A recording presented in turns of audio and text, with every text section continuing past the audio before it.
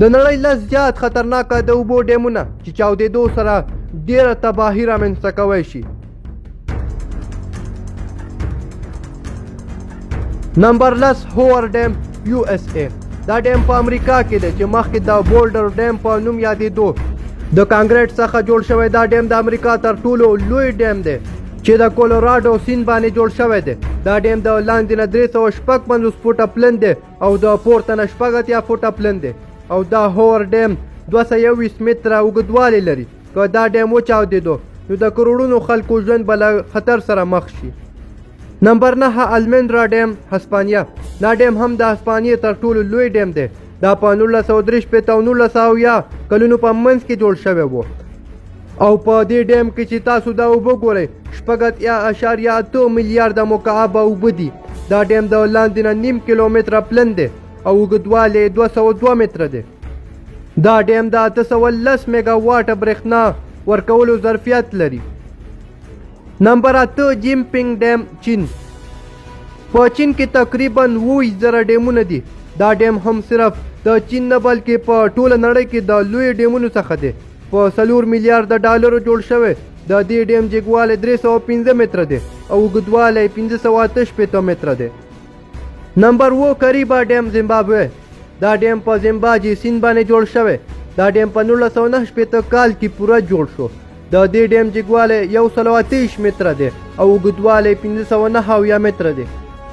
د یو راپور له مخې که دا ډیم بیا نوی نه شو نو دا ډیم به فیل شي او د ډیرو خلکو ژوند به له ګواښ سره مخ شي.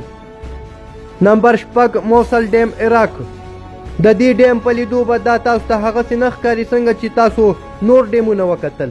دا ډیم د نړۍ یو خطرناکه ډیم دی. تاسو چې څومره ډیمونه هم وکتل هغه ټول د کانګریټ څخه جوړ شوي وو خو دا ډیم صرف د خاورو څخه جوړ شوی. دا خاورې اوس ورو ورو د اوبو سره ځي او دا ډیم هر وخت ماتېدی شي خو په دې باندې هر وخت 4 ساعته څارونکي لګیا وي. نمبر 15 اډوکی ډیم هندوستان. دا ډیم د لیربار په سیند باندې جوړ شوی. دا ډیم په 80 کیلومتره ساحه کې خپور شوی دی.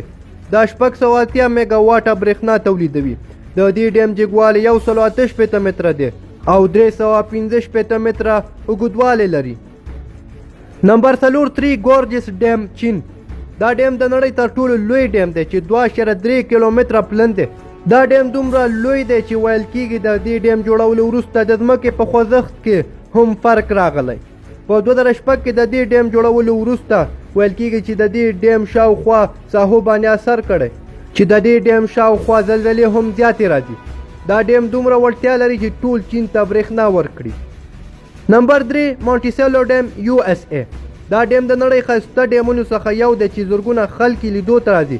په دې ډیم کې چې زیات خلک یې لیدو ته راځي هغه دی دا تونل چې ډېر ښایسته ښکاري.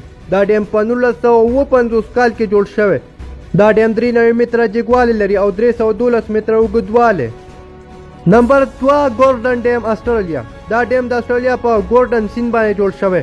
دا ډیم د 30 لکو مکعبو اوبو څخه هم زیاتې اوبه کنټرول کولی شي. دا ډیم په 1988 کال کې جوړ شوی. د دې ډیم جګوالی 489 متره دی. نمبر 1 کونټرا ډیم سویټزرلینډ. دا ډیم په سویټزرلینډ کې دی. د دې ډیم جګوالی 230 متره دی او 300 متره اوږدوالی لري. دا ډیم په 1915 کال کې جوړ شوی او په دې ډیم کې دومره اوبه دي که دې ډیم کې لیک څه غلطي راغله نو ډېر نقصان به وشي. نو ملګرو ویډیو تر دې ځایه وه. تاسو ته پکې کوم یو ډېر خطرناک ښکاري په کومنټ کې ضرور ووایئ. زموږ یوټیوب چینل در سره سبسکرایب کړئ. تر بیا د خدای په امان.